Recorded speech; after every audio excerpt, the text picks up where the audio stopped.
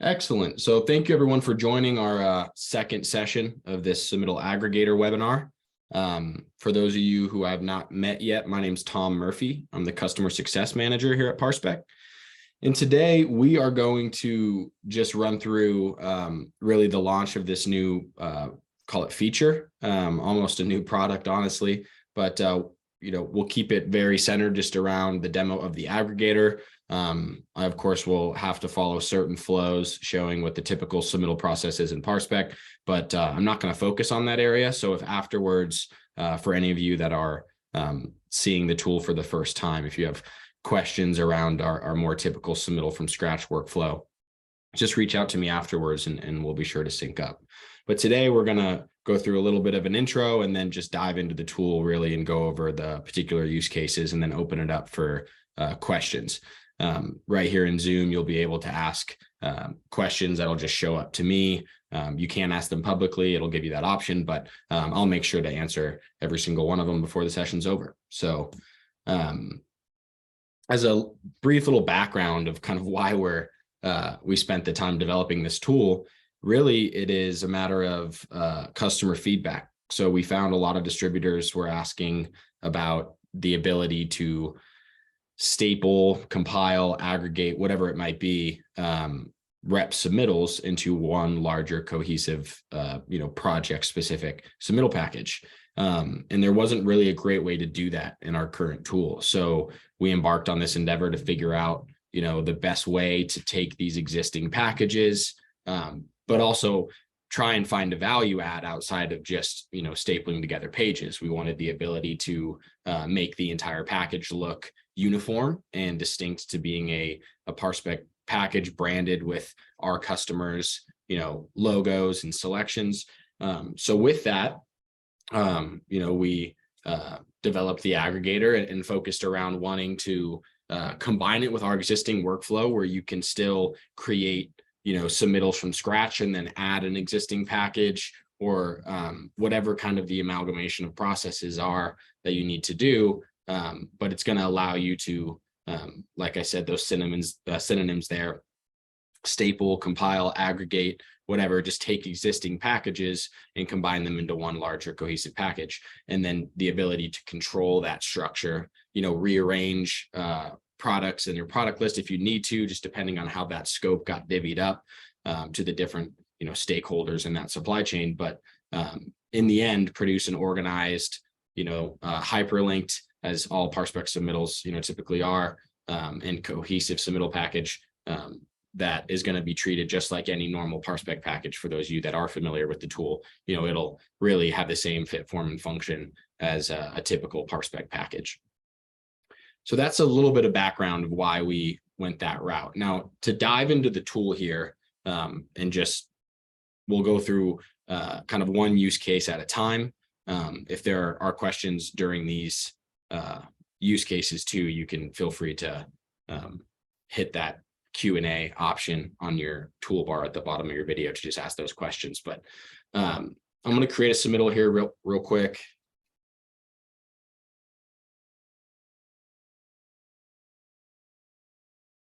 And then, so now, as some of you may have already noticed, there is this secondary option to upload an existing submittal package. So typically, you would upload your list of products being a fixture schedule or a bill of materials or quote. But now you can just right off the bat upload an existing submittal package.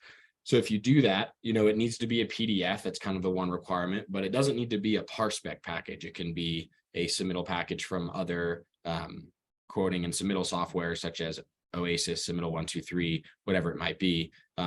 For the sake of this webinar, I'm of course just using Parspec examples, but the workflow is going to be exactly the same. So I'll upload an existing package here, click continue, and much like the process currently is for uploading a product list, if it's a PDF, so such as a fixture schedule, this first step is you just want to identify the list of products that you're trying to parse out to create your table of contents or your product list for the submittal package you're trying to create.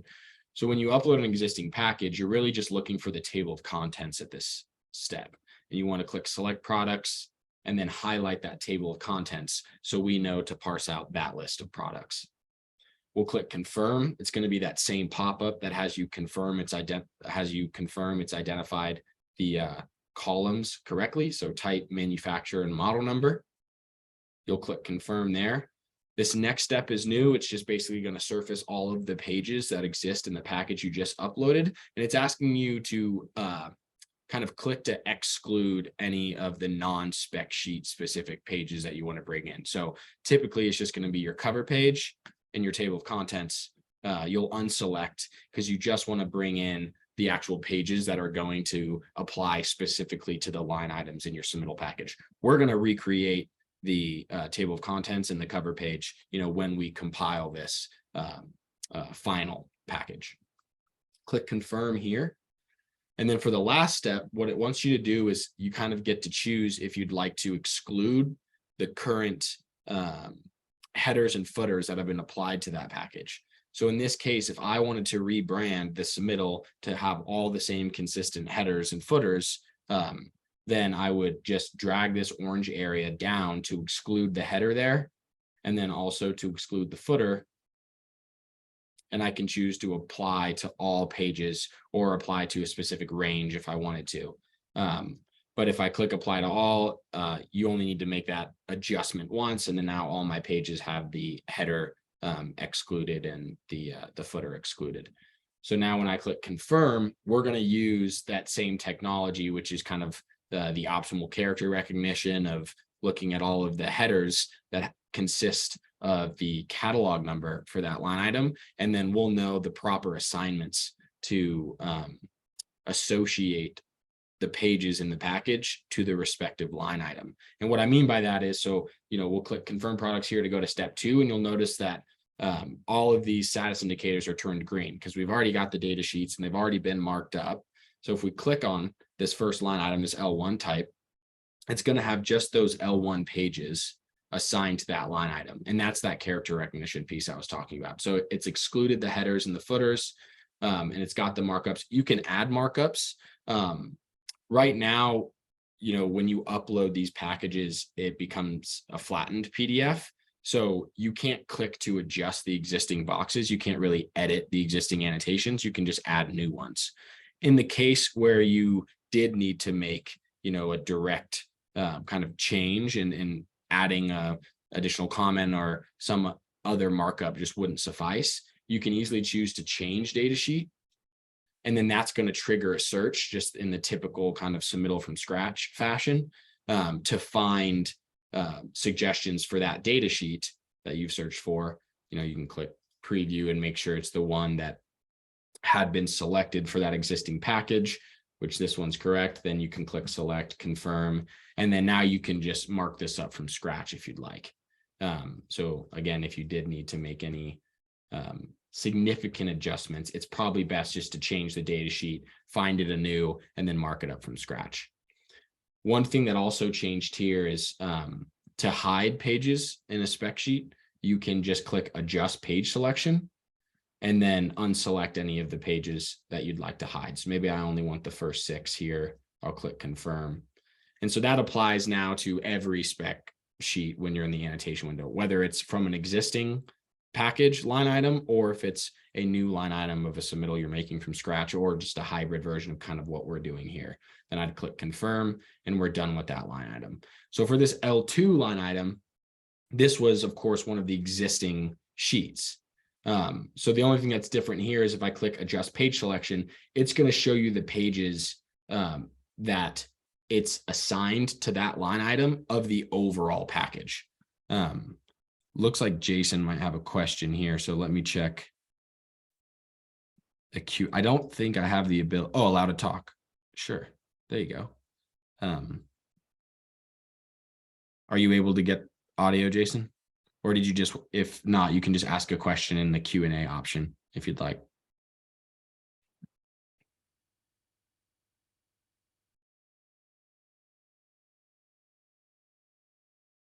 Okay, I'll wait for that to come through and I'll just continue on. But So what you're seeing here, when you click adjust page selection for an existing line item that came in from one of those existing packages, it's going to show you that full package that you brought in and just show you the pages that it's referencing. So this is helpful. One, because you can choose to hide additional pages. Maybe your rep included all 20 pages of this certain spec sheet, and you only want to include, say the first 3. You could click adjust page selection and you would just unselect whichever ones you wanted to hide. So I'll unselect that one for this whisper part, click confirm, and it's going to make that adjustment for me right there. The other reason would be if there was ever a scenario where if there was a scenario where it got the assignment incorrect. So let's click on this L3 type. Of course, it's going to show us just the one page spec sheet that was associated with this L3 type. But if it got this assignment wrong, that there should be 2 pages for this L3 type. You can click adjust page selection and then find it, wherever it is in the package. Most likely it's going to be immediately to the left or immediately to the right if it was in order with the existing package.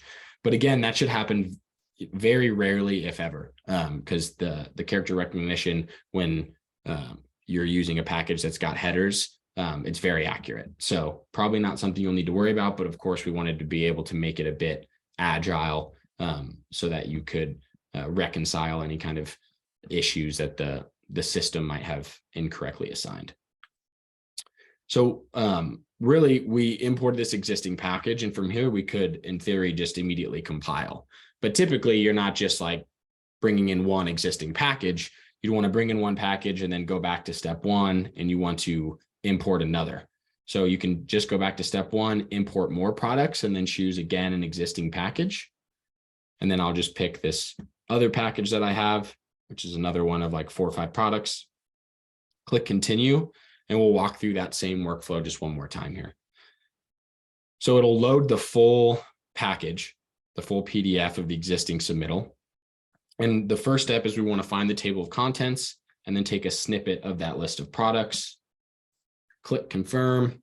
It's going to bring up that pop-up just for us to confirm the columns, type, manufacturer, model number. Good. And then it's going to have us unselect any of the non-spec sheet related pages. So, cover page, table of contents, maybe like transmittal page or something strange like that, that you could choose to include if you wanted to, but we'll exclude it for now. Actually, I didn't do this on the last one, so I'll show it on this webinar. Let's say that this table of contents was a transmittal page that we, for some reason, wanted to keep. So that's fine. I can just make that selection there, keep that page in there. It's not going to have it's going to have all the catalog numbers of it. So it's going to try and assign it to a sheet. We'll just go through a use case of where we can reassign that particular page. I'll click confirm. Again, here, it's just going to ask to include or exclude the headers. So since we excluded it for the first submittal that we brought in, we're going to want to do it for this one as well, because we don't want it to add another header on the existing headers.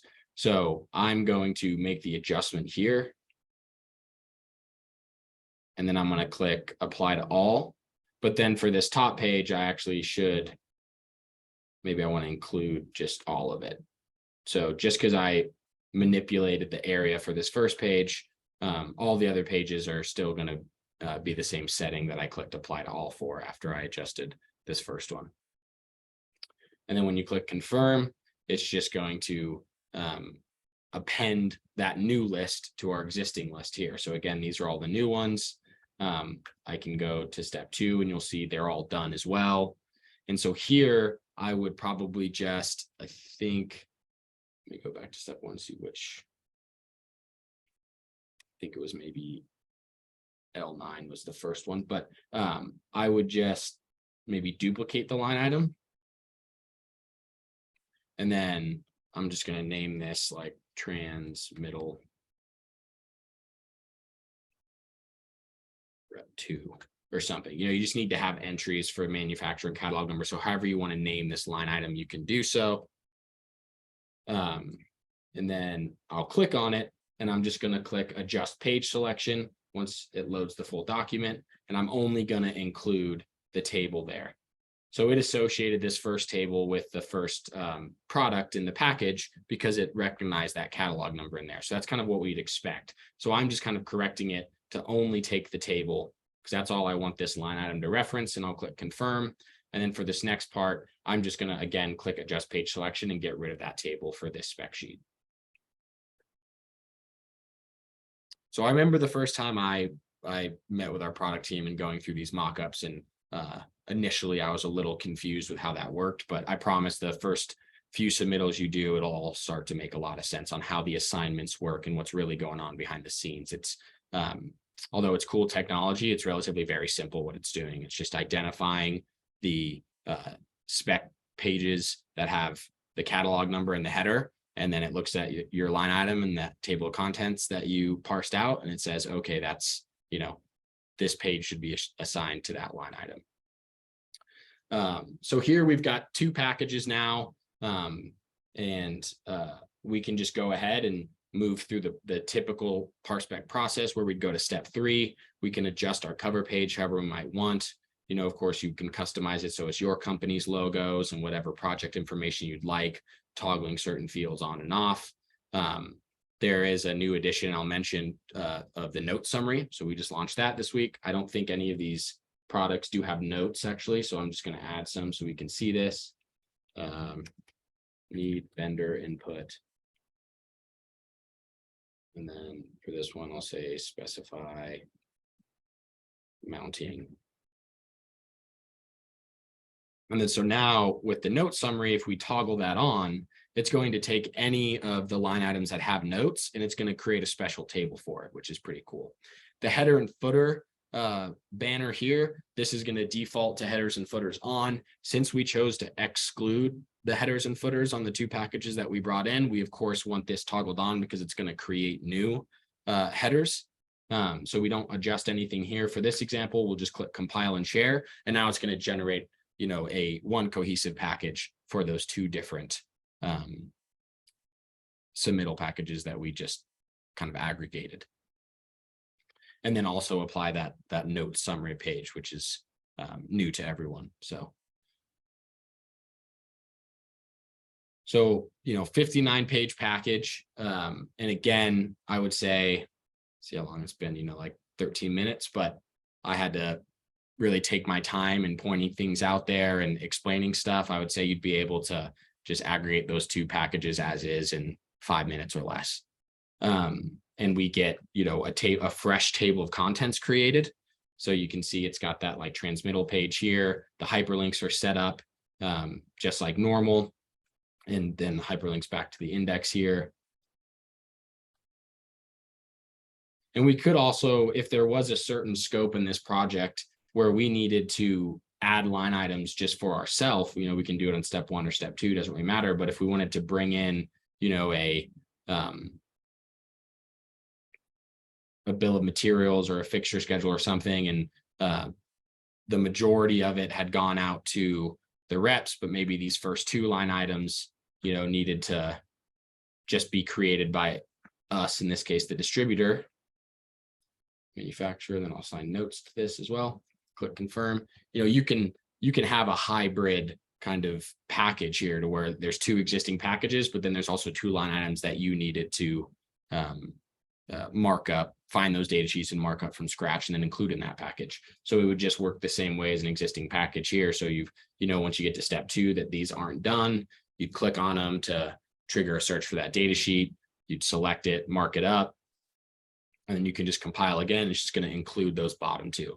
I'll just do 1 for the sake of time here, but there's also the ability to rearrange the products in the product list. So, if however you divvied up the scope for, I'm just going to erase this one. However you divvied up the scope for what was going to what reps and how they compiled the package, maybe you wanted this to follow a particular order. So all the X ones needed to go right after the L4, whatever the logic is, but like you can rearrange all of these. So maybe L2A needs to go right under the L2.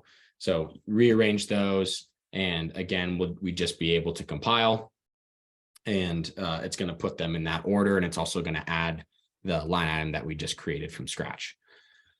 For the next example, I'll go over the scenario where you want to keep the headers for whatever package that you're trying to bring in. And in that use case, we had to do certainly some thinking of what the best way to handle that would be.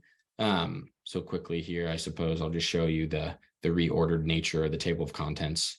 So pretty cool that you can do that as well. I'm going to create another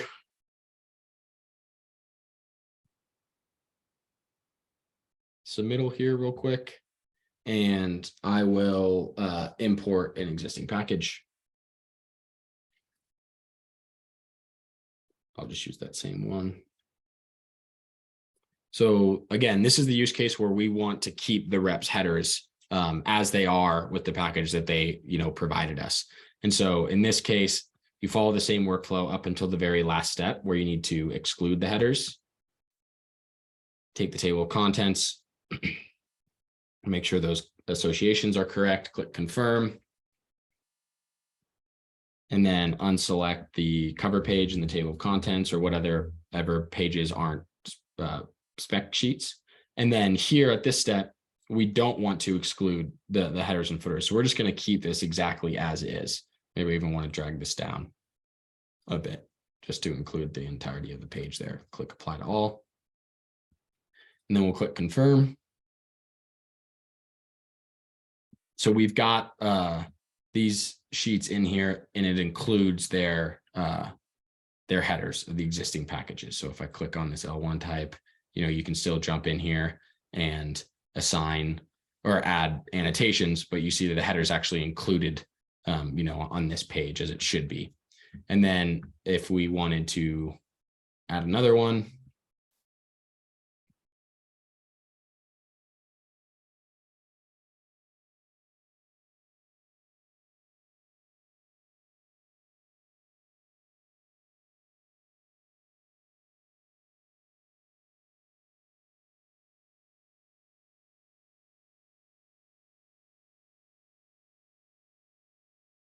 and then again, I'm just going to keep it. I'm going to drag this down a little bit just to include the bottom of the sheet entirely.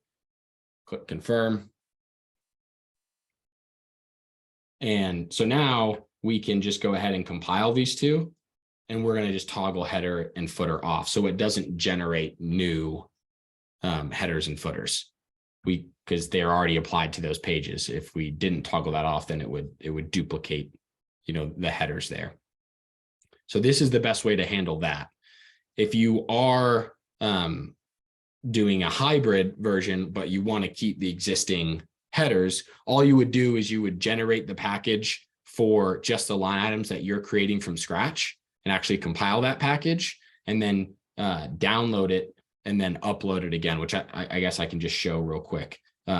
But for the sake of the example here, I'll scroll down and you'll see it won't look much different, I suppose, but this is the existing header that was already on this sheet. So it didn't generate new ones. So the hyperlinks to the page numbers still work, as expected, but the index is part of the footer. We're going to try and separate that moving forward, but that's currently how it's set up right now. So there won't be an index link back to the table of contents. So what I was saying is let's go back to step 2, and I'm going to or step 1, and I'm going to actually just hide all of these existing line items, which we brought in from those 2 submittal packages. I'm going to import more products, and we're just going to upload that bill of materials again. And I'm going to say for this use case, I just need to create these 2 from scratch. And then all these other line items came from, reps in those 2 packages that we just imported. Click confirm. Same thing here. Maybe I'll add notes this time. Confirm. So it's going to add those at the bottom. I can confirm. You can either do the ones you're creating from scratch at the very beginning, which is probably more typical, or in this scenario I'm describing here, I'm actually doing at the end after I've already imported those 2 existing packages, which is totally fine. So here I'll just click confirm and continue. I'm going to mark this up.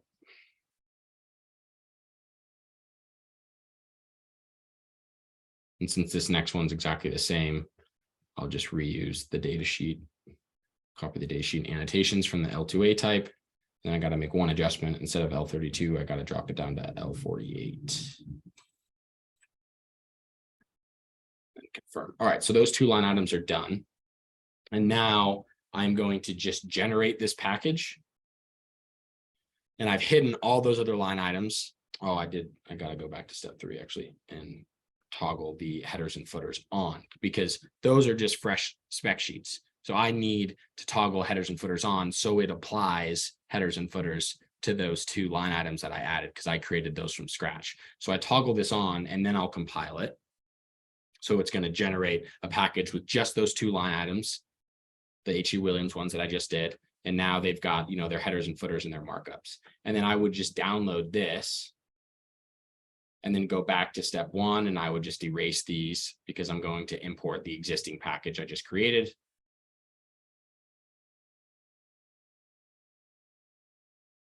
And just quickly go through that same flow again.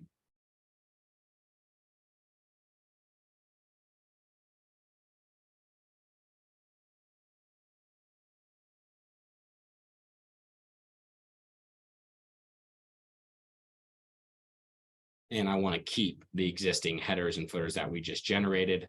That was the whole point of this. So I'll click apply all, confirm and continue. And so now they're in there as expected. Of course, I could reorder them if I wanted to, but then I'm going to unhide all of the line items and then generate one final cohesive package. But on step 3, I got to toggle headers and footers off, because again, that was the whole point. Now they have headers and footers already existing on it, and I can compile it. Now it's going to be one big, 68-page package or something like that. So I think those are kind of the 3 most typical use cases. There's just the use case of taking existing submittal packages, however many there are, and just compiling it into one big one.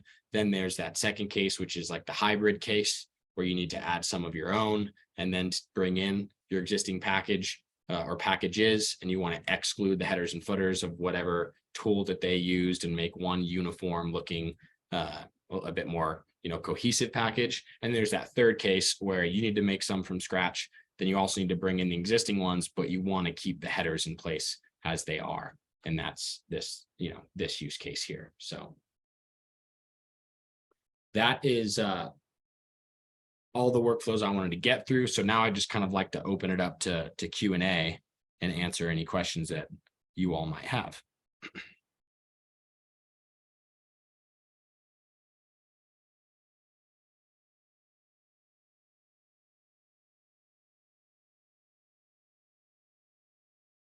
Let me make sure I got the settings right.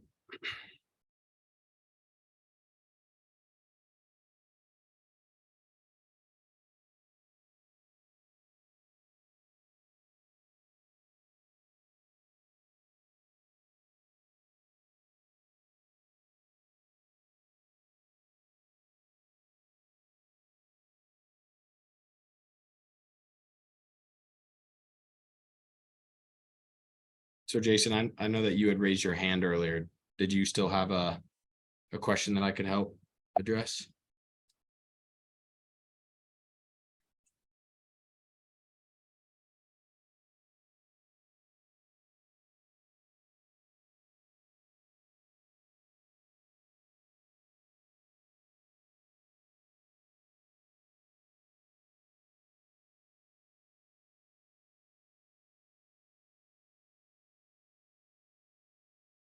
Okay, no question from Jason. Fair enough. Well, I got a lot of questions on the first round, so I'm assuming that I just made a point of hopefully doing a better job on the second round of specifying exactly what the typical questions might have been. But I am going to stay on and just treat this as kind of like an open forum. If anyone has, again, if there's just questions around non-aggregation specific features, I'm happy to answer those as well. So if there are no questions for the rest of you, feel free to hop off. I'm just going to sit tight here and answer any questions that might come up.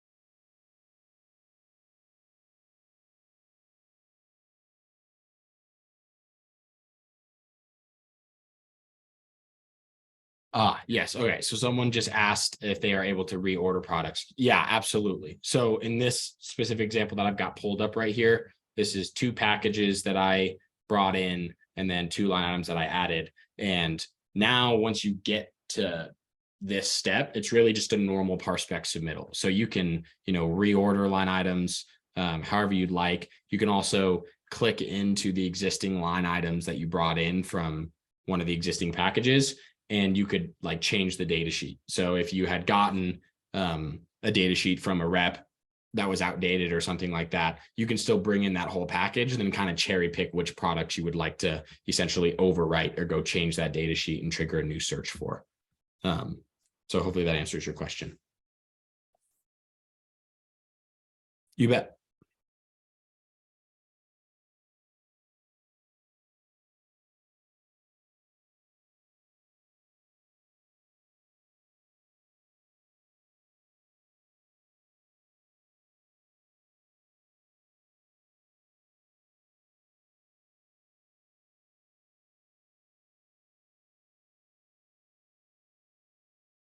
All right, I'm just going to stop the recording.